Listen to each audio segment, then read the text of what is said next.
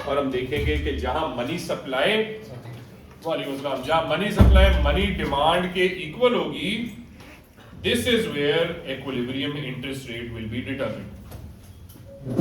ठीक है। हाँ सर, मनी की तो डिमांड ही इंटरेस्ट रेट नहीं डिसाइड नहीं बाय द वे बात तुम्हारी ठीक है कि मनी की डिमांड का इंटरेस्ट रेट से ताल्लुक होगा, लेकिन उसी तरह जहां मनी डिमांड और मनी सप्लाई इंटरसेक्ट करेंगे वहां पे इक्विलिब्रियम इंटरेस्ट रेट है। जिस तरह हमने एएस के अंदर प्राइस एंड क्वांटिटी इक्विलिब्रियम पढ़ी थी ना कि डिमांड एंड सप्लाई से डिटरमिन होगी, तो फिर हमने ये भी तो कहा था कि डिमांड और सप्लाई भी प्राइस से लिंक्ड होते हैं कि प्राइस बढ़ेगी क्वांटिटी सप्लाई बढ़ेगी, प्राइस बढ़ेगी क्वांटिटी डिमांडेड गिरेगी, लेकिन उनसे हम प्राइस भी डिटरमिन करते हैं।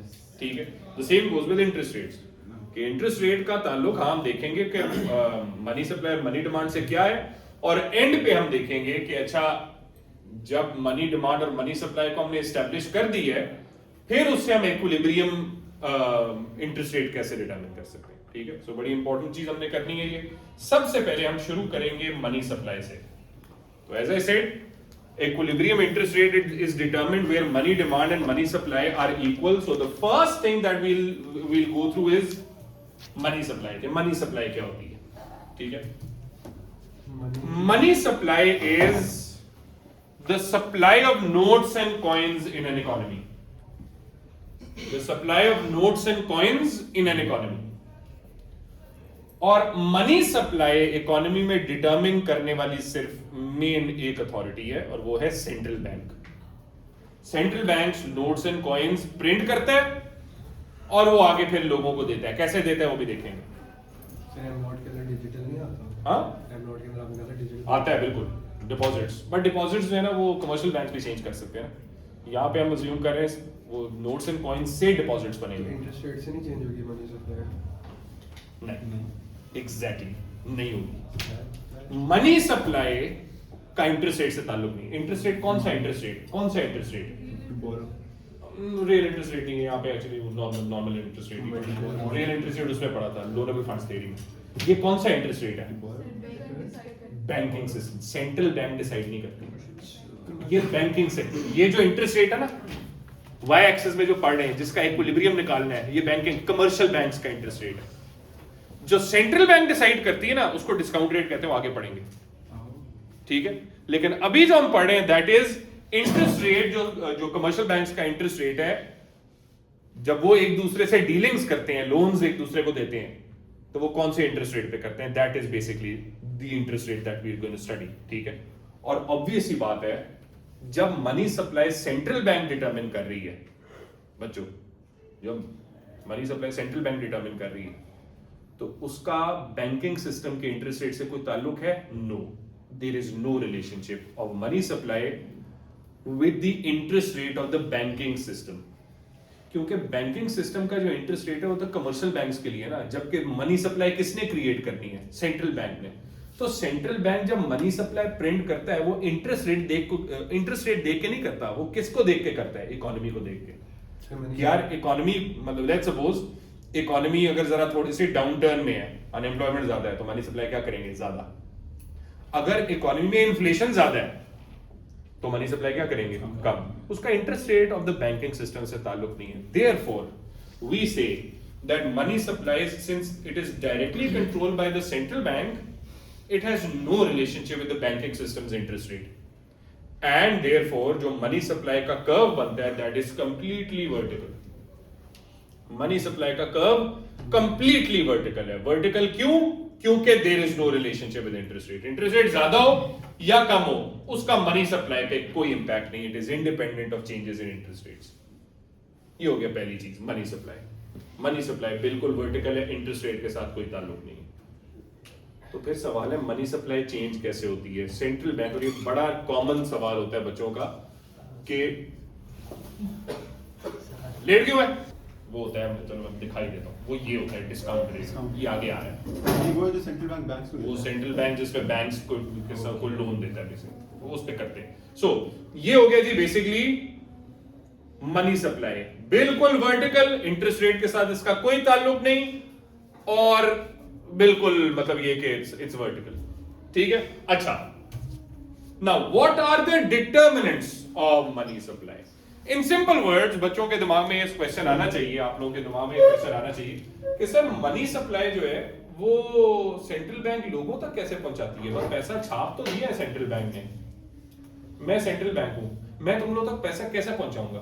कुछ there are certain tools, there are certain methods जिससे लोगों को पास पैसा, ये ऐसा नहीं होता सेंट्रल बैंक कहता है मैंने पैसा छाप दिया अब लोगों को पैसे देते हैं या कमर्शियल बैंक्स को पैसे देते हैं आराम से, ना ऐसे नहीं होता। ये प्रोसीजर्स होते हैं, फैक्टर्स होते हैं, डिटर्मिनेंट्स होते हैं, ये है वो डिटर्मिनेंट्स। ठीक है, तो आपके कोर्स में तकरीबन 7 डिटर्मिनेंट्स हैं। अब्दुल्ला फोन बंद कर दे, बाद में करी। So there are around 7 determinants of money supply in any economy जो सेंट्रल बैंक इस्तेमाल करती है मोस्टली। ये जो है ना, ये ज्यादातर सेंट्रल बैंक इस्तेमाल करेगी, including the first one. This is the most important determinant of money supply in the banking system, yeah, in the economy, and that is open market operations. ये open market operations क्या है? बच्चों, open market operations होते हैं जब government लोगों को bonds देती है ना। बॉन्ड्स क्या होते हैं? बॉन्ड्स आप आगे और डिटेल में पढ़ेंगे, जब मनी डिमांड कर रहे हो ना तो बॉन्ड्स पढ़ेंगे दोबारा। अभी मैं तुम्हें इतना बता दूं, बॉन्ड्स होते हैं बेसिकली सर्टिफिकेट्स होते हैं जो हम जिनमें हम सेव करते हैं और बेसिकली गवर्नमेंट हमसे लोन लेती है for a long time period और उस पे वो हमें इंटरेस्ट अमाउंट देती है। ठीक है, इसीलिए बॉन्ड्स में इन्वेस्ट करना हराम है क्योंकि उस पे इंटरेस्ट होता है। ठीक है, लेकिन ओपन मार्केट ऑपरेशन से इन्हीं बॉन्ड्स के through central bank money supply change करते हैं। कैसे? 2 तरीके। Number 1 quantitative easing and number 2 quantitative restriction. Quantitative easing क्या होती है? When the central bank wants to increase money supply. When the central bank wants to increase money supply. How will the central bank increase money supply? By buying the bonds. Buying the bonds. By buying bonds. मैं central bank हूं, तुम लोगों के पास, public के पास bonds हैं, government के bonds हैं, मैं मनी सप्लाई बढ़ाना चाहता हूं। फातिमा, तो मैं तुम्हारे से क्या करूंगा? तो मैं बॉन्ड और बेचूंगा या तुम्हारे से बॉन्ड खरीदूंगा, क्योंकि जब मैं, वालेकुम अस्सलाम, ये कुछ टाइम है आने का? हाँ बताओ। मरियम ने उबर नहीं करवानी थी, मरियम को पैदल आने का शौक था, इसलिए उबर नहीं, सिर्फ बड़ी ज़्यादा लगती है ये बच्चे रास्ता इसका। ये मरियम तू खराब हो रही है बेटा, और उसका रीजन पता क्या है? आमना से दोस्ती खत्म कर दे ये दोस्ती। आमना नहीं, सॉरी मरियम, ए स्टार आ सकता है बेटा, इस दोस्ती ने तुझे सी पे ले जाना। सी मुझे नहीं, अल्लाह ना करे कुछ ही तो ए स्टार है इस क्लास के अंदर। अच्छा जी, आमना बाज आ जा तू। उसकी वजह से जल गई हूं, मेरा साथ तो स्कूल भी नहीं, मेरी वजह से लेट हुए। रूटा से पूरी की पूरी। अच्छा जी, ओपन मार्केट ऑपरेशंस में क्वांटिटेटिव ईजिंग पढ़ी है। क्वांटिटेटिव ईजिंग क्या है? जिसका मैंने कहा, अगर मैंने इकोनॉमी मनी सप्लाई ज्यादा करनी है, मैं फातिमा को बॉन्ड्स बेचूंगा, खरीदूंगा, फातिमा से बॉन्ड्स खरीदूंगा ताकि लोगों, फातिमा के पास और लोगों के पास पैसा जाए। ठीक है, मनी सप्लाई बढ़ा रहा हूं ना, तो मैंने नोट्स एंड कॉइन्स प्रिंट कर दी हैं, लोगों तक कैसे पहुंचाने हैं? लोगों से बॉन्ड खरीद के। मुफ्त में नहीं होता ये सारा काम। ठीक है, मनी सप्लाई एम ही लोगों को नहीं दे दी जाती। आप बेसिकली जो सेंट्रल बैंक है, they will purchase or they will buy government bonds from the general public and they will give them money। खैर, इसको quantitative restriction भी कर लो। Quantitative restriction है when the central bank wants to reduce money supply in the country. How will they do that? By selling government bonds to the general public. लोगों को bonds बेचेंगे क्योंकि उनके पास अब बहुत bonds आ गए। अब वो लोगों को bonds, government के bonds बेचेंगे और उनसे क्या उठाएंगे? Cash, money कम होगी, money supply कम होगी। This is the most commonly used method of controlling money supply, especially in the developed world. ठीक है, नॉट इवन ये जो चौथे में मैंने डिस्काउंट रेट लिखा हुआ ना, not even that is that important. ठीक है, पाकिस्तान जैसे मुल्कों में discount rate is very important, लेकिन ओपन मार्केट ऑपरेशन पाकिस्तान में होते हैं, बट डेवलप्ड कंट्रीज में बहुत ज्यादा होते हैं। ठीक है, क्योंकि पाकिस्तान में वो हराम हलाल का चक्कर है, तो बॉन्ड्स में बहुत सारे लोग इन्वेस्टमेंट नहीं करते। ठीक है, तो फिर वो इंटरेस्ट रेट भी है, लेकिन इंटरेस्ट रेट का मसला क्या है, इंटरेस्ट रेट्स फिर बैंक्स के ऊपर होते हैं ना, वो लोगों के ऊपर नहीं होते, ठीक है। सो खैर उसके बारे में बाद में बात करते हैं। ठहरो वो आ रहे हैं, बजट डेफिसिट वो करेंगे, वो बड़ा इंपॉर्टेंट पॉइंट है, वो करते हैं अभी। सो ये हो गया ओपन मार्केट ऑपरेशंस। अब बोल सर, जो इनिशियली हम लोगों ने खरीदे हैं बॉन्ड्स, वो भी तो पैसे से खरीदे हैं। क्या मतलब? सर 5 मिनट का बॉन्ड तो मैंने 500 थे तब। हाँ ना, लेकिन लॉन्ग रन मतलब लॉन्ग टर्म के लिए आपने काफी अरसे के लिए खरीदे होंगे ना, ऐसा नहीं है कि आज ही खरीदे आपने। इट्स मतलब यू परचेज दीज बॉन्ड्स, और ये बॉन्ड्स क्योंकि वो इनकी बहुत बड़ी मेच्योरिटी होती है, 20-20 साल चलते हैं बॉन्ड्स। तो लेट्स सपोज आपने 5 साल पहले खरीदे थे, अब वो सेंट्रल बैंक जो है ना आपसे खरीद रहा है, तो आपको मनी सप्लाई ज्यादा करने वाली है। बॉन्ड्स इन्फ्लेशन को कैंसिल आउट नहीं कर देते? बॉन्ड्स इन्फ्लेशन को कैंसिल आउट कैसे कर सकते हैं? जब लेट्स सपोज 500 का बॉन्ड खरीदा हुआ है और आपके पास सर्टिफिकेशन ऑफ 500 है, तो जब आप सेल करोगे तो 500 ही वापस मिलेंगे या इन्फ्लेशन सेटल मिलेगा? जब आप सेल करोगे ना, ये करेंगे प्राइस ऑफ बॉन्ड्स चेंज होते हैं, वो करेंगे, ये करेंगे, इंटरेस्ट मिलता है ना उस पे आपको। वो इंटरेस्ट अमाउंट मिलती है, ये प्राइस ऑफ बॉन्ड की बात कर रहे हैं, वो हम करेंगे। हाँ हमजा, फिर सवाल है, लेकिन गवर्नमेंट पब्लिक से बॉन्ड कैसे खरीद सकती है? गवर्नमेंट या central bank? Bank central bank करता है। सेंट्रल बैंक पब्लिक से बॉन्ड कैसे खरीद सकती है? बिल्कुल खरीद सकती है। वो एक स्कीम क्रिएट कर सकते हैं कि जी बॉन्ड्स हम खरीद रहे हैं, इस प्राइस पे हम खरीद रहे हैं, तो please sell us the bonds. तो लोग उनके पास आते हैं, प्रॉफिट कमाना है ना लोगों ने, तो अगर उन्होंने एक सस्ती प्राइस पे बेसिकली बॉन्ड खरीदा, अब वो महंगे पे वो बेच रहे हैं सेंट्रल बैंक को, तो अच्छी बात है। सर, बॉन्ड्स पे लॉस हो सकता है? हैं? बॉन्ड्स पे लॉस हो सकता है? बिल्कुल हो सकता है, करेंगे ये सारा बॉन्ड्स वाला डिटेल। यहाँ तक अभी सिर्फ ये छोटा सा हमने बॉन्ड्स की बात की, आगे और डिटेल में पढ़ेंगे, ठीक है। अच्छा जी सुनो गर्ल्स, नंबर 2 लिक्विडिटी रेशो कल करवाया। लिक्विडिटी रेशो होता है कमर्शियल बैंक्स अपने पास टोटल डिपॉजिट्स में से कितना कैश में रखेंगी, ठीक है। तो कमर्शियल बैंक्स अपने पास कैश में कितना पैसा रखेंगी, मुझे बताओ। अगर liquidity ratio let's suppose banks के अंदर 20% था, इसका मतलब अपने पास वो 20% कैश में रखेंगी, बाकी वो लेंड कर देंगी।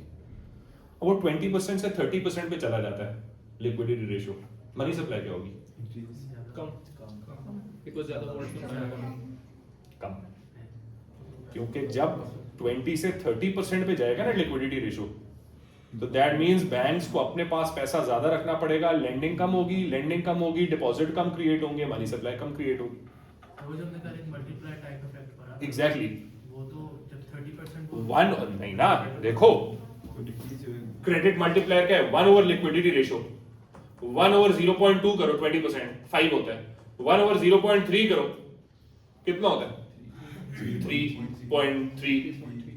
तो क्रेडिट मल्टीप्लायर कम हो गया, इससे भी देख सकते हो तुम लोग, और कॉमन सेंस भी इस्तेमाल करो ना।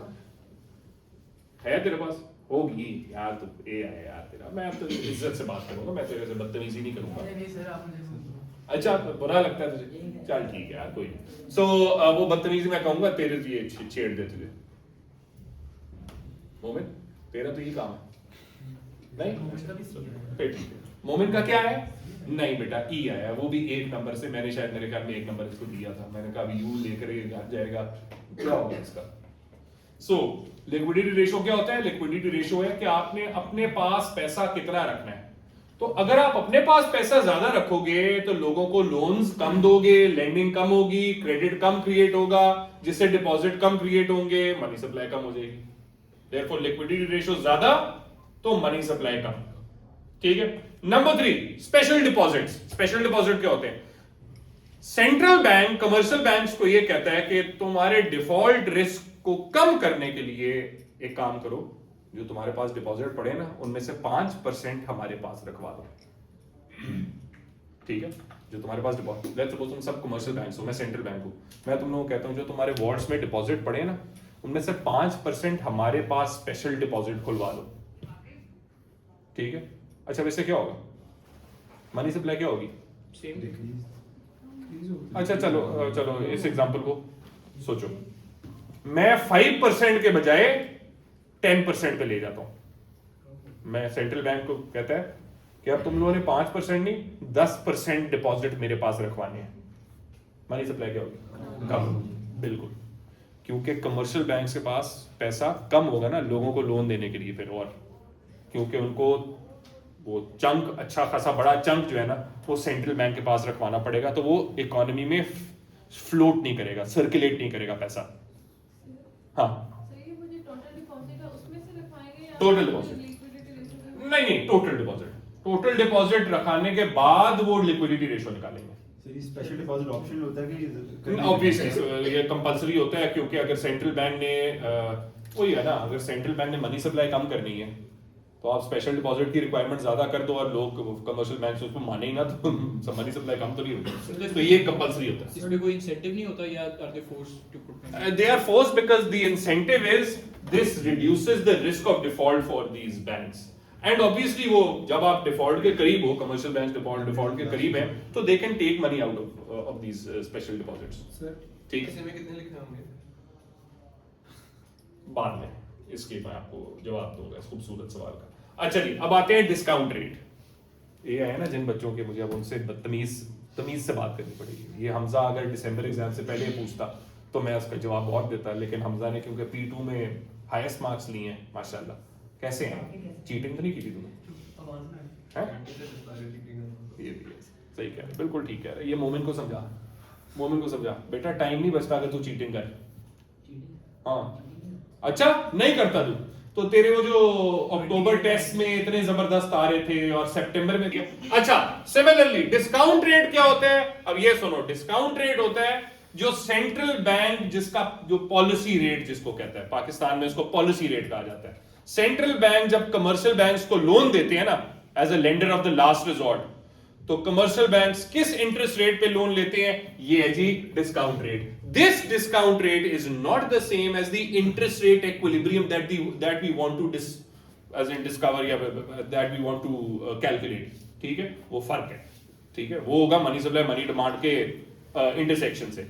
जबकि ये जो डिस्काउंट रेट है ये सेंट्रल बैंक अपनी मर्जी से करता है। मर्जी का क्या मतलब है? एम ही जाकर, अब जैसे पाकिस्तान में आजकल डिस्काउंट रेट 10.5% है, ये एमई से उन्होंने 10.5 नहीं किया, वो देखते हैं इकोनॉमी के हालात को। ये था कुछ महीने पहले तक दिस वाज, हाँ मतलब 20 के आसपास था, 20s में था बल्कि इनफैक्ट। इसको आहिस्ता आहिस्ता इन्होंने 1%, आधा %, 2% कम करते करते अभी ये 10.5 पे आया। एक्सपेक्टेड है और गिरेगा।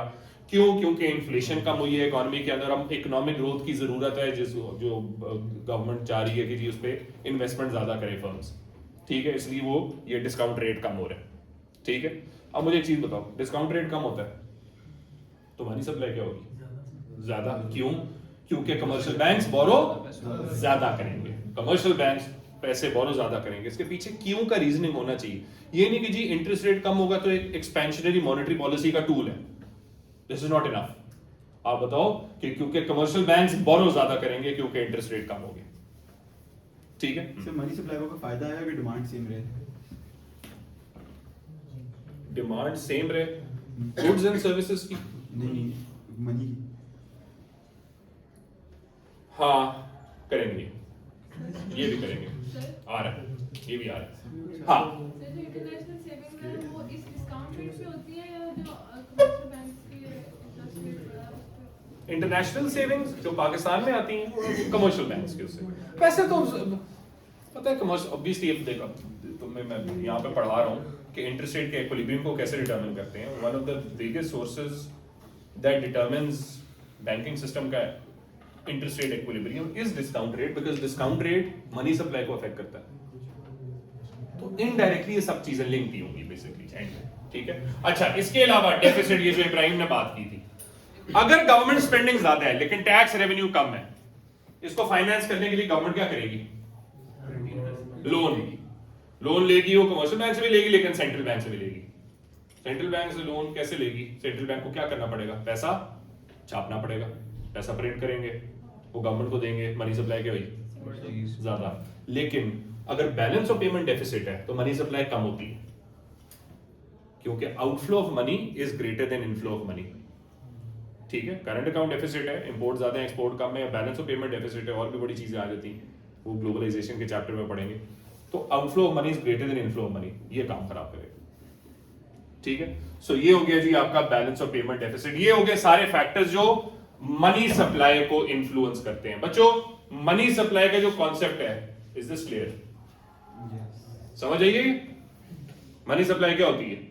एक मिनट जल्दी से, money supply, quick recap. Money supply is when the central bank issues notes and coins in the economy and this has got nothing to do with the banking system's interest rates. इसकी वजह से बिल्कुल vertical होती है. But there are factors जो money supply को determine करते हैं. ये 6-7 फैक्टर्स हमने किए हैं, इंक्लूडिंग क्वांटिटेटिव ईजिंग, जिससे बॉन्ड्स खरीद कर लोगों को पैसे ज्यादा देते हैं, लिक्विडिटी रेशियो कम करके मनी सप्लाई बढ़ाते हैं, डिस्काउंट रेट कम करके मनी सप्लाई बढ़ाते हैं, डेफिसिट फाइनेंस वगैरह, ये सारी चीजें जो है ना ये मनी सप्लाई बढ़ाती हैं, और इनके ऑपोजिट मनी सप्लाई कम करते हैं. समझ आई? ठीक है, किसी का सवाल था? हाँ, 6 वाला क्या है, qualitative measures? Not important, not important. अच्छा जी, अब आते हैं मनी डिमांड पे. अब आते हैं मनी डिमांड पे. मनी डिमांड बच्चों क्या होती है? पहले उसकी डेफिनेशन समझो. Money demand is people's willingness and the ability of those people to hold money. Hold money, लोग अपने पास पैसा होल्ड जब करना चाहते हैं ना, मतलब मनी डिमांड हो रही है. अब लोग अपने पास पैसा होल्ड करने का क्या मतलब है? लोग अपने पास, अपने वॉलेट में, अपने लॉकर के अंदर, अपने करंट अकाउंट के अंदर, ये सारा पैसा होल्डिंग है. इट्स नॉट पैसा होल्ड कर रहे हैं बस सिर्फ अपने वॉलेट के अंदर या अपने घर के अंदर. इवन करंट अकाउंट के अंदर जो पैसा आप होल्ड कर रहे हैं या पैसा सेव कर रहे हैं, वो सेविंग नहीं है, वो पैसा होल्ड है. You're holding money. क्योंकि लोगों के माइंड में क्या आता है, आप सेव करते हो तो इंटरेस्ट मिलता है ना?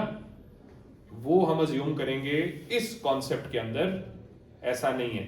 सेव या जो जब आप बैंक, ये कमर्शियल बैंक में जब आप करंट अकाउंट खोलते हो ना, that means you're holding money. ठीक है, मनी डिमांड कर रहे हो, आप अपने पास पैसा होल्ड कर रहे हो. पैसा होल्ड क्यों कर रहे हो? क्योंकि आप अपने डेबिट कार्ड से फौरन उस पर स्पेंडिंग कर सकते हो जो आपका करंट अकाउंट के अंदर पैसा है. तो जरूरी नहीं है कि पैसा जब आप होल्ड कर रहे हो it should be in your pockets या in your wallet. It can be in your at your house, it can be in your locker, it can be in your current account as well, as long as वो जल्दी से आप निकाल कर चीजें खरीदें. तो सर वो इन्फ्लेशन के हिसाब से खत्म हो जाएगा? नहीं, अभी इन्फ्लेशन को इस्तेमाल ना करो इस कॉन्सेप्ट के अंदर. बस अभी मनी डिमांड का सोचो क्या होता है. Money demand is people's willingness and ability to hold money. ठीक है, अब पैसा लोग होल्ड, पहली बात, लोग पैसा कितना होल्ड, मनी सप्लाई का कर्व देखा ना, क्या रिलेशनशिप है इंटरेस्ट रेट के साथ? कोई रिलेशनशिप नहीं. मनी सप्लाई का कर्व देखा, तो मनी डिमांड का कर्व बनाना है. मनी डिमांड का कर्व बनाने के लिए हमें देखना है मनी डिमांड का इंटरेस्ट रेट से क्या ताल्लुक है. उस ताल्लुक को देखने के लिए हमें सबसे पहले ये देखना है कि मनी डिमांड लोग करते क्यों हैं. Why do people want to hold money? लोग अपने पास पैसा होल्ड क्यों करते हैं, क्यों करना चाहते हैं? 3 रीजन, 3 रीजन. इसने कहा था ना ऐसे में क्या करना पड़ेगा, उसमें मनी सप्लाई के बारे में बाद में बात करेंगे और उसके ऊपर इतना ज्यादा आपको लिखने की जरूरत नहीं होगी. ये जो मनी की डिमांड है ना, इसके बारे में आपको ज्यादा लिखना पड़ेगा. करंट अकाउंट भी होल्डिंग के अंदर आता है? बिल्कुल होल्डिंग के अंदर आता सेविंग है. अकाउंट? सेविंग अकाउंट नहीं, क्योंकि उस पर इंटरेस्ट है और वो अभी फिलहाल इस थ्योरी में नहीं पड़ेगा. क्योंकि जो इंटरेस्ट, याद रखो इस थ्योरी के अंदर, ये मैंने बड़ा अच्छा टेबल बनाया हुआ है. इस एक टेबल के अंदर मैंने मनी डिमांड के पूरे कॉन्सेप्ट को समराइज किया हुआ है. और यहां पे मैंने आपको ये भी बनाकर दिया हुआ है छोटा सा टेबल, जिसमें मैंने आपको बताया लिक्विडिटी प्रेफरेंस थ्योरी के अंदर हम 2 एसेट्स अज्यूम करते हैं, या कैश है या बॉन्ड्स है. सेविंग अकाउंट नहीं है. ठीक है, वो जो इंटरेस्ट बेयरिंग एसेट है ना, दैट इज ओनली बॉन्ड्स. लेकिन अभी थोड़ी देर में इसको थोड़ी देर में करते हैं. पहले हमने ये देखना है लोग पैसा अपने पास होल्ड क्यों करेंगे. लोग अपने पास पैसा होल्ड करते हैं एज आई सेड 3 रीजंस की वजह से. एक, लोग पैसा होल्ड करते हैं ट्रांजैक्शन नीड्स के लिए. इसको कहते हैं money demand for transaction motive, MTD. ठीक है, टी ट्रांजैक्शन से, एमडी मतलब मनी डिमांड. ठीक है, MTD money demand for transaction motive. दूसरा, उसके डिटेल भी करते हैं थोड़ी देर में. दूसरा रीजन है लोग अपने पास पैसा होल्ड करते हैं प्रिकॉशन के पर्पसेस के लिए. बुरा वक्त है तो बुरे वक्त के लिए पैसा चाहिए. ठीक है, खर्चा कैसे करोगे बुरे वक्त में? पैसे से.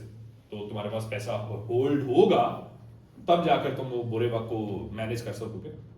तो दूसरा रीजन है लोगों के पास पैसा होल्ड करने का बुरे वक्त के लिए, money demand for precautionary motive, MPD. ठीक है. तीसरा मोटिव है मनी डिमांड का, money demand for speculation motive. लोग स्पेकुलेशन करने के लिए भी पैसा अपने पास होल्ड करते हैं, उसको कहते हैं MSD, money demand for speculation motive. सबसे ज्यादा लिखना और सबसे कॉम्प्लिकेटेड ये है MSD। ये भी थोड़ी देर में करते हैं, पहले आपको ये दो बताता हूं, ये रिलेटिवली आसान है। ये क्या होते हैं? Money demand for transaction motive. सबसे पहले money demand for transaction motive का मतलब है लोग अपने पास पैसा होल्ड करते हैं to finance their day to day transaction needs. जैसे आपने बिल भरने हैं, आपने ग्रोसरी करनी है, खाना पीना खरीदना है, आपने कपड़े खरीदने हैं, all of that involves transactions and all of that involves us holding money. हमारे पास पैसा होगा तो भी ट्रांजैक्शन करेंगे ना, ठीक है? अब गौर से सुनो। मरियम, तुमने बिल देने हैं, चीजें खरीदनी है, तुम्हारी ट्रांजैक्शंस का इंटरेस्ट रेट से ताल्लुक है?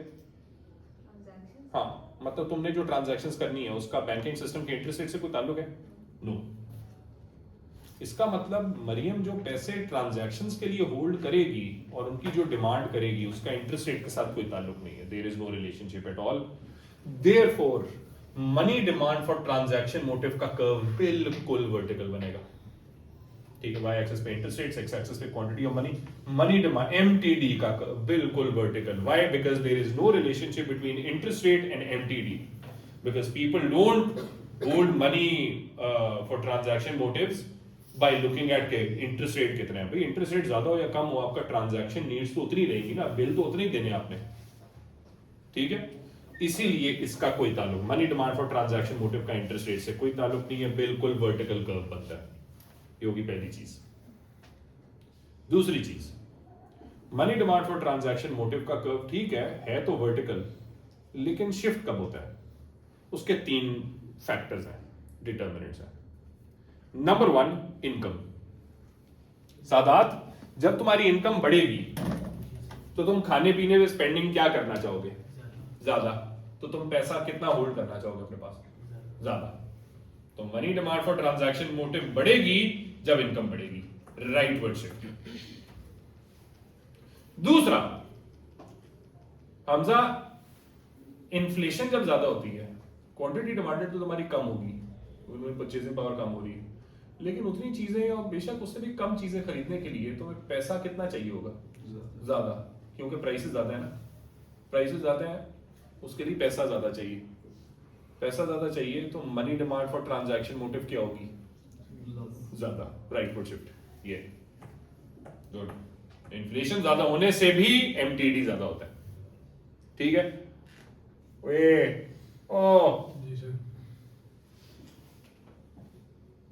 बहुत बड़ा डैश है,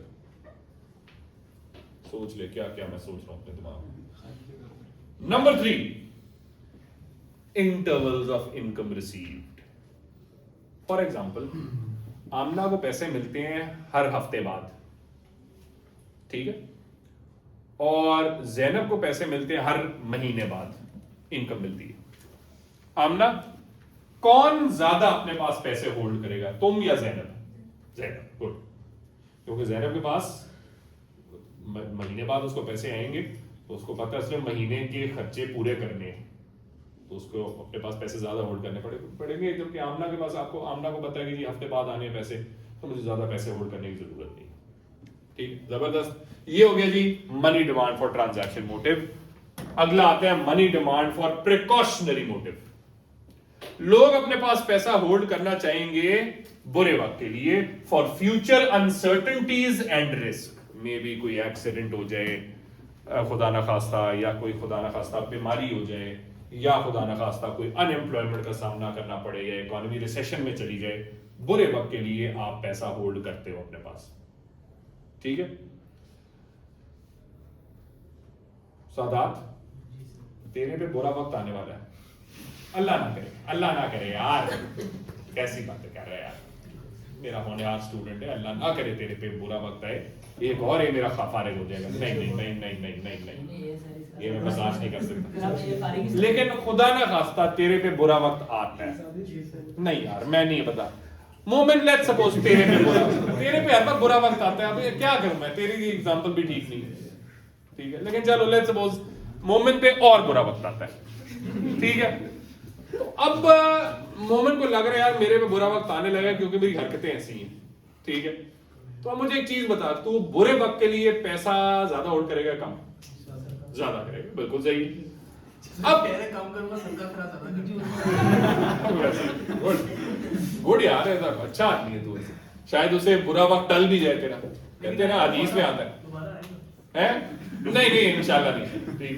लेकिन लेट्स सपोज, अच्छा चलो अब देखो, बुरा वक्त अगर आपको बंदा एक्सपेक्ट कर रहा है ना कि आने वाला है, तो पैसा अपने पास ज्यादा होल्ड करेगा, ठीक है, नहीं ठीक है। लेकिन अगर इंटरेस्ट रेट ज्यादा होता है तो क्या आप बुरे वक्त के लिए पैसे कम होल्ड करोगे? नहीं, क्योंकि बुरे वक्त के लिए आप पैसे होल्ड कर रहे हो इंटरेस्ट रेट देख के नहीं कर रहे आप, right? So you're basically holding money because you fear there might be a recession in the economy, there might be unemployment in the economy, maybe you have some older relatives that might face certain health risks, ठीक है, तो you need to hold money for that, ठीक है। तो उसकी वजह से आप इंटरेस्ट रेट देख के नहीं कहोगे अच्छा इंटरेस्ट रेट ज्यादा है चलो पैसा होल्ड कम करते हैं बॉन्ड में लगाओ, नहीं ऐसा नहीं होगा, ठीक है। So again, इसकी वजह से भी हम ये कह सकते हैं that interest rates and MPD have no relationship at all, ठीक है। Money demand for precautionary motive, लोग पैसा प्रिकॉशन के लिए होल्ड करेंगे, उसका इंटरेस्ट रेट से कोई ताल्लुक नहीं है, जिसकी वजह से MPD का कर्व भी बिल्कुल वर्टिकल होता है। सर इन्फ्लेशन में तो सेविंग्स बढ़ नहीं जाती है। इन्फ्लेशन में लोग अपने पास पैसा होल्ड ज्यादा करते हैं, ये सेविंग वाली फिर वही बात तेरे दिमाग में चीज आ रही है ना, सेविंग। मैंने क्या कहा है, इस थ्योरी के अंदर क्या अज्यूम कर रहे हैं, या तो पैसा होल्ड करेंगे और अगर सेविंग करना है तो बॉन्ड में करेंगे, ठीक है, तो या वो इन्वेस्टमेंट होगी सेविंग होगी व्हाटएवर, ठीक है। तो इसीलिए लोग पैसा अपने पास होल्ड ज्यादा करेंगे, तो अगर लोगों को लग रहा है बुरे हालात आ रहे हैं पैसा ज्यादा होल्ड करेंगे, इंटरेस्ट रेट से कोई ताल्लुक नहीं। लेकिन व्हाट आर द फैक्टर्स जो इसको अफेक्ट करते हैं? नंबर 1 इनकम ज्यादा होती है, बुरे वक्त के लिए पैसा ज्यादा होल्ड कर सकते हैं, कम ज्यादा, मनी डिमांड ज्यादा होगी, एमपीडी ज्यादा हो जाएगा। दूसरा इन्फ्लेशन ज्यादा होगी, दवाइयां महंगी होंगी आगे फॉर एग्जांपल, तो पैसे ज्यादा होल्ड करेंगे कम ज्यादा। तीसरा पेसिमिज्म, आप अपने फ्यूचर के बारे में पेसिमिस्टिक है, मोमेन कहता है मेरा तो कोई फ्यूचर नहीं है, ठीक है, तो उसकी वजह से मोमेन अपने पास पैसे ज्यादा होल्ड करेगा कम ज्यादा, ठीक है। मोमेन के पास सादात कह रहे सर अगर मोमेन के पास पैसे ही ना हो तो फिर क्या होगा, ये मुझे नहीं पता। सर इस बेचारे का फ्यूचर से नुसरत खा देते हैं। इसका क्या मतलब है? बीमार होने से 28 आए हैं। सर नुसरत अगर मनी की डिमांड भी वर्टिकल है और मनी की सप्लाई भी vertical आ रहे हैं, गुड क्वेश्चन। ये हमजा सवाल आजकल अच्छे पूछता है भाई। हमजा ने पूछा जी अगर मनी की डिमांड भी वर्टिकल है, मनी की सप्लाई तो वर्टिकल है, अब मनी की 2 डिमांडें तो पड़ चुके हैं वो वर्टिकल है, तो ये तो इंटरसेक्ट कैसे करेंगे? अब आते हैं ये तीसरी मोटिव पे, and that is money demand for speculation. अब बच्चों मेरी बातें गौर से सुननी है क्योंकि ये मुश्किल है थोड़ा, सुन ले। This is tough, this is tricky, listen to this carefully. Amna थोड़ा आगे आओ, बहुत पीछे बैठी हो क्योंकि आधा वक्त तो तुम्हारी वैसी ही टेंशन नहीं होती, तो आजा आजा आजा आजा आजा आजा। अच्छा थोड़े सा आगे हुई है बेटा तू, बहुत मेहरबानी है। Oh, contacts, lenses, my God, amazing. अच्छा भाई सुनो, अच्छा सुनो, अब गौर से सुनो। आगे वजह सुनने के लिए नहीं यार बस आगे ना हो ना दिमाग में। अच्छा बस। अच्छा अब सुनो, money demand for speculation motive में सबसे पहले अब स्टेप बाय स्टेप समझाऊंगा क्या हो रहा है। स्टेप 1, स्पेकुलेशन क्या होती है? स्पेकुलेशन होती है when you buy something to sell it at a later date at a higher price. तो आप जब कोई चीज खरीद रहे हो उसका इस्तेमाल करने के लिए नहीं, उसको बेचने के लिए, क्योंकि वो आगे आपको लग रहा है हायर प्राइस पे जाएगी, ठीक है, ये स्पेकुलेशन होती है। अब स्पेकुलेशन के 2 रूल्स होते हैं। एक, जब कोई एसेट आपको लग रहा है, फॉर एग्जांपल ये एक एसेट की मिनिमम प्राइस है, आपको लग रहा है यार इससे नीचे नहीं जाएगी, वो एसेट या तो इधर आ गया है उसकी प्राइस या कहीं इधर आ गई है, मिनिमम के करीब आ गई है, ठीक है, बेसिकली उस एसेट की प्राइस लो है। आपको क्या लग रहा है स्पेकुलेशन के उस एसेट की प्राइस आगे क्या होगी? ऊपर जाएगी, सर यूजुअली वैसे उससे नीचे चली जाती है। लेकिन अल्टीमेटली ऊपर ही जाती है। उसने जाना ऊपर होता है, मतलब मिनिमम प्राइस से कभी कभी नीचे भी जा सकती है ऑब्वियसली, बट अल्टीमेटली उसने ऊपर जाना है क्योंकि और ज्यादा रूम नहीं है इसके पास नीचे जाने का, ठीक है। फिर स्पेकुलेटर्स उसको खरीदते हैं, ठीक है। तो याद रखो, जब आप देख रहे हो किसी एसेट की प्राइस कम है, लो है, लोएस्ट के करीब है, तो आप एक्सपेक्ट कर रहे हो उसकी प्राइस आगे क्या होगी, ज्यादा। तो उस वक्त जब उसकी प्राइस लोएस्ट के करीब है, आप उस एसेट को क्या करते हो, बाय। ये याद रखो, ये पहला रूल है। दूसरा रूल है, एक एसेट की लेट्स सपोज पीक प्राइस ये है, ठीक है, वो एसेट इस वक्त इसके करीब ऑपरेट कर रहा है, तो आप क्या एक्सपेक्ट कर रहे हो, इसकी प्राइस आगे क्या होगी, गिरेगी, चाहे थोड़ी सी बढ़ जाए, अल्टीमेटली गिरेगी, ठीक है। तो इस सिचुएशन में आप क्या करते हो, सेल। ये दूसरा रूल है स्पेकुलेशन का। तो speculation is when you buy something to sell it at a higher price, when the price is low you buy it, when the price is high you sell it because you expect कि opposite direction में price जाएगी। दूसरी चीज, speculation तो अब पता चल गया आपको। दूसरी चीज जैसे मैं ऑलरेडी बता चुका हूं, लिक्विडिटी प्रेफरेंस थ्योरी में there are two types of assets that are substitutes of each other.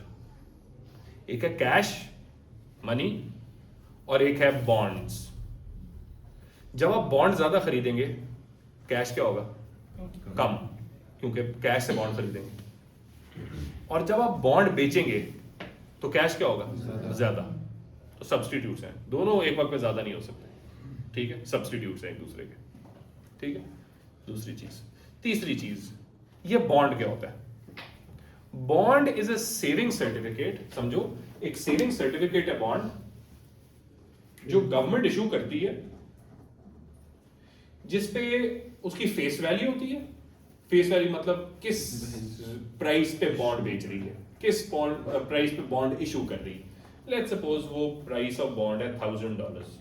Tradable होता है, बिल्कुल होता है, बॉन्ड ट्रेडेबल होता है, डेफिनेटली, जिस तरह शेयर्स भी ट्रेडेबल होते हैं। मनी प्राइस बॉन्ड होता हाँ, मनी की तरह नहीं इस्तेमाल हो सकता। नहीं, सर पब्लिक तो क्योंकि मनी से चीजें खरीदी जाती हैं। प्राइस भी लोग खरीद सकते हैं। ना ना ना ना, बिल्कुल नहीं। शेयर्स, मुझे चीज बता, तू अगर स्टॉक मार्केट में शेयर्स खरीदता है तो उन शेयर से फोन खरीद सकता है? अगर अगला बंदा उसके अंदर हो ना ना, वेरी रेयर। ये क्योंकि मीडियम ऑफ एक्सचेंज नहीं है ना, ठीक है। अब वो जो तुम, मुझे लग रहा है जो तुम जिसकी बात कर रहे हो वो है क्रिप्टो। क्रिप्टो आहिस्ता आहिस्ता आप मीडियम ऑफ एक्सचेंज के तौर पे इस्तेमाल हो रहा है, बट अभी ये बहुत दूर है। सर ये प्राइस बॉन्ड भी देखो आपको यूज हो जाते थे। ये भी एक सवाल आज मुझे किसी बच्चे ने किया, ये ऑलमोस्ट हर बैच में ये सवाल बच्चे करते हैं। प्राइस बॉन्ड का मुझे पता नहीं है क्या होता है, आई डोंट नो, बिकॉज होता तो गवर्नमेंट ही वो निकालती है, बट वो बॉन्ड नहीं है because that is not a loan. I don't know why do we call it bond, मुझे नहीं पता, मैं कभी इसके बारे में स्टडी नहीं किया कि प्राइस, क्योंकि मैंने कभी प्राइस बॉन्ड हराम है, प्राइस बॉन्ड किसे है ना? गैम्बलिंग है, क्योंकि प्राइस बॉन्ड लक के ऊपर बेस्ड है, गैम्बलिंग है, that is definitely not allowed. लेकिन वर्स्ट केस सिनेरियो आप उसकी फेस वैल्यू उसको सेल भी तो कर सकते हो price bond. Yes. Sell? It does not lose its value. हाँ, maybe, I don't know. Sir मैंने जो But as I said, मतलब as I said ना, जो अगर आपको प्राइस बॉन्ड क्या होता है सब? सर आप खरीदते हो टोकन होता है सर, खरीदते हैं उसके certain अंदर लिस्ट value। निकलती है एंड देयर रिवॉर्ड्स। अगर आपको कुछ नहीं भी निकला तो you get your money back जितनी भी थे। 1000 रुपए का लिया तो लेकिन 1000 का बिक भी अगर है ना, जाएगा। if नहीं इफ नहीं If होता नहीं कितना है, 1000 का ही नहीं ना, लेकिन वही वर्स्ट केस सिनेरियो पैसा वापस मिल रहा है, लेकिन बेस्ट केस सिनेरियो क्या है, पैसा ज्यादा मिल रहा है, शायद वो पैसा ज्यादा मिल रहा फिर है। अगर आपका लकी ड्रॉ पर्पस भी हराम हुआ। डेफिनेटली लकी लकी ड्रॉ की मैं बात कर रहा हूँ ना, लकी ड्रॉ तो डेफिनेटली हराम है, मुझे प्राइस बॉन्ड का इतना आइडिया पर नहीं। अगर आपका पर्पस पैसे कमाना ना हो और आप ले लो फिर ये भी तो है, क्यों ले रहे हो आप? लोग लेते हैं। सेविंग क्यों? कैश हो तो यूज हो जाता है। इंटरेस्ट है उस पे? नहीं सुनो, तो ये जी बॉन्ड है, दोबारा मैं सर्टिफिकेट बना रहा हूं, सुन लो। प्राइस ऑफ बॉन्ड है जी $1000 का। ये $1000 का प्राइस ऑफ बॉन्ड का मतलब है इस प्राइस पे गवर्नमेंट ने आपको बॉन्ड बेचा है, मतलब ये डॉलर गवर्नमेंट ने आपसे लोन लिया है, इतने डॉलर आपसे गवर्नमेंट ने लोन लिया, एसेंशियली आपने गवर्नमेंट के पास ये पैसा सेव कर दिए, इसलिए इसको सेविंग सर्टिफिकेट कहते हैं, क्योंकि बेसिकली गवर्नमेंट ने आपको ये बॉन्ड दे दिया और डेट ऑफ मैच्योरिटी तक नॉर्मली वो 15-20 साल होती है, काफी लंबी होती है, ये आपने गवर्नमेंट को पैसा दे दिया, भूल जाए इसको। लेकिन फायदा फिर लोग कहते हैं सर ये फिर हम करते क्यों? क्योंकि इसमें इंटरेस्ट अमाउंट होती है, इसके इस डॉक्यूमेंट के ऊपर या सर्टिफिकेट के ऊपर इंटरेस्ट अमाउंट लिखी होती है कि हर साल आपको फॉर एग्जांपल $100 मिलेंगे। परसेंटेज भी नहीं होती। गुड। प्रॉब्लम क्या है? इंटरेस्ट अमाउंट दी हुई है, लेकिन हम जो ग्राफ बना रहे हैं मनी सप्लाई और मनी डिमांड के, उसमें वाई एक्सिस में क्या होता है? इंटरेस्ट रेट, अमाउंट नहीं। ये परसेंटेज में नहीं होती, ठीक है, इंटरेस्ट अमाउंट होती है, और ये होती है फिक्स्ड। ये पूरे बॉन्ड के 20 साल में चेंज नहीं होती। $100 हर साल मिलेगा, चाहे आपने बॉन्ड किसी को भी बेच दिए उसको $100 मिलेगा हर साल। चेंज क्या होता है? ये प्राइस ऑफ बॉन्ड कैसे चेंज होती है? Demand and supply. जिस तरह शेयर्स है, बॉन्ड की डिमांड ज्यादा, प्राइस ऑफ बॉन्ड क्या होगी?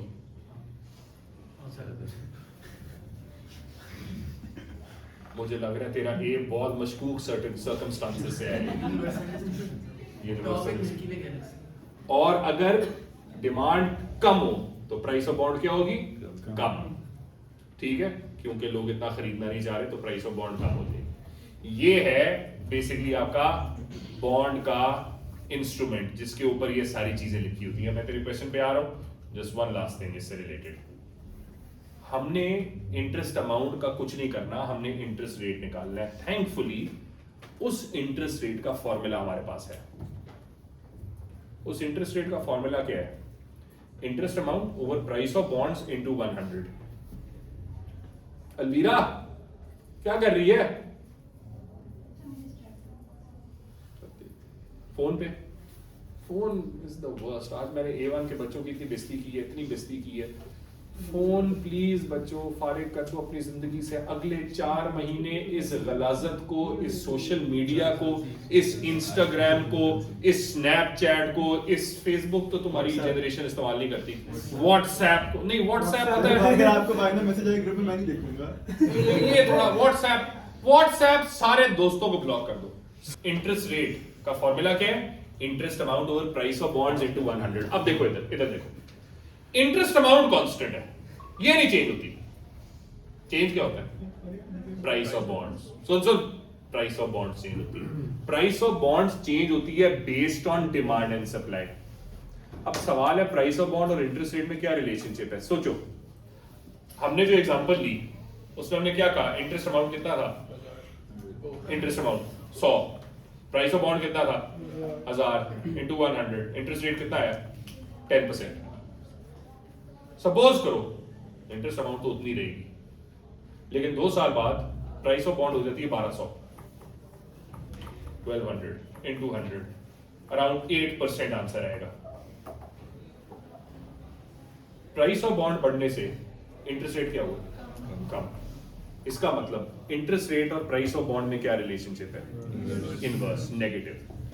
ये होगी पहली चीज। अब आपको मेरे से ये सवाल पूछना चाहिए, सर हमने तो इस पूरे कॉन्सेप्ट के अंदर इंटरेस्ट रेट का money demand for speculation motive का रिलेशनशिप नहीं देखना कि क्या होता है, क्योंकि हमने यहां पे भी देखा था no relationship between interest rate and MTD, no relationship. Interest rate and MPD में भी हमने देखा था नो रिलेशनशिप।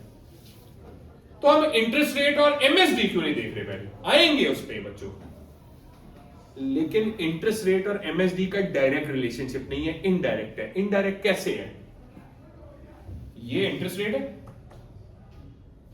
ठीक है, और ये एमएसडी है। जो बीच में आता है ना वो प्राइस ऑफ बॉन्ड। हम पहले देखेंगे इंटरेस्ट रेट का प्राइस ऑफ बॉन्ड में रिलेशनशिप क्या है? Inverse, negative. फिर हम देखेंगे प्राइस ऑफ बॉन्ड और एमएसडी का रिलेशनशिप, और उनसे हम देखेंगे इंटरेस्ट रेट और एमएसडी का रिलेशनशिप।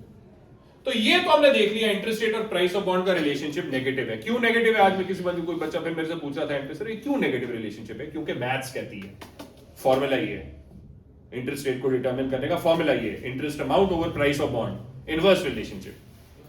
दूसरा अब हमने क्या देखना है? प्राइस ऑफ बॉन्ड और एमएसडी में रिलेशनशिप क्या है?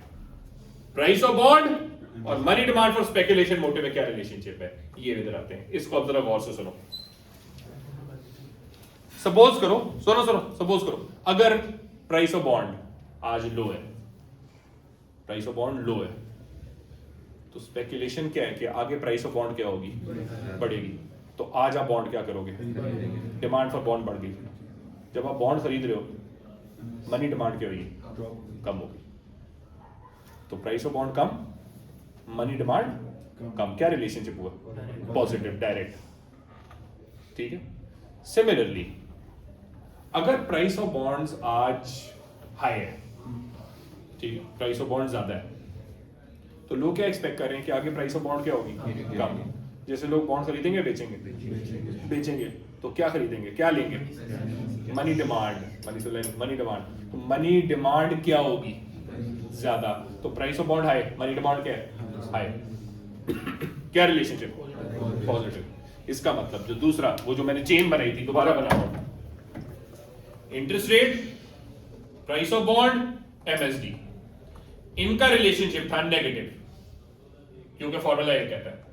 इनका रिलेशनशिप है पॉजिटिव, क्योंकि स्पेकुलेशन ये कहती है। तो अगर ये पॉजिटिव है, ये नेगेटिव है, तो इनका क्या रिलेशनशिप होगा, नेगेटिव। कैसे, थर्ड चीज इधर देखो, अगर प्राइस ऑफ बॉन्ड लो है, हाँ कह सकते हैं कि अगर प्राइस ऑफ बॉन्ड लो है तो इंटरेस्ट रेट क्या होगा, हाई। एग्जैक्टली, क्योंकि हमारा जो रिलेशनशिप है price of bond, Mariam, price of bond और इंटरेस्ट रेट में रिलेशनशिप क्या था, इनवर्स। तो अगर प्राइस ऑफ बॉन्ड लो है, इंटरेस्ट रेट क्या होगा, हाई होगा। तो हम क्या एक्सपेक्ट कर रहे हैं, आगे प्राइस ऑफ बॉन्ड क्या होगी, बढ़ेगी, बिकॉज प्राइस ऑफ बॉन्ड लो है। तो हम एक्सपेक्ट करें प्राइस ऑफ बॉन्ड बढ़ेगी, तो हम आज बॉन्ड क्या करेंगे, खरीदेंगे। बॉन्ड खरीदा तो मनी क्या की, मनी की डिमांड कम की। तो interest rate high, money demand low, क्या रिलेशनशिप हुआ, नेगेटिव, इनवर्स। अब आई नो, एक काम करते हैं, ये लिख देते हैं, एक्चुअली मैंने यहां लिखा ही हुआ है, ये देखो इधर,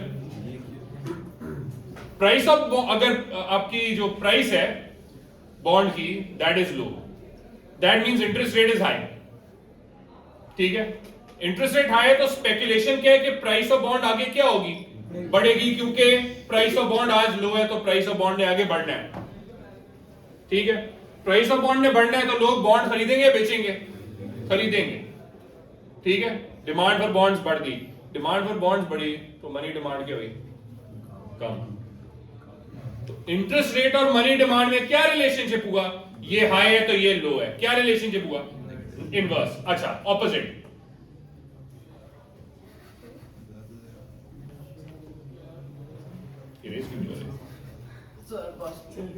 लास्ट लास्ट लास्ट लास्ट बस कर प्रिंटेड ही होगा मेरे ख्याल। अच्छा भाई सुनो सुनो, अगर प्राइस ऑफ बॉन्ड्स आज हाई है, मतलब इंटरेस्ट रेट क्या होगा, लो। इसका मतलब स्पेकुलेशन है that price of bond future में क्या होगी, फॉल। तो लोग आज बॉन्ड क्या करेंगे, बेचेंगे, सप्लाई ऑफ बॉन्ड बढ़ गई, जिससे मनी डिमांड क्या होगी, ज्यादा। तो इन दोनों के बीच जो रिलेशनशिप है अभी भी क्या है, इनवर्स। नहीं समझ, छोड़ दें अब सर। चले बाकी का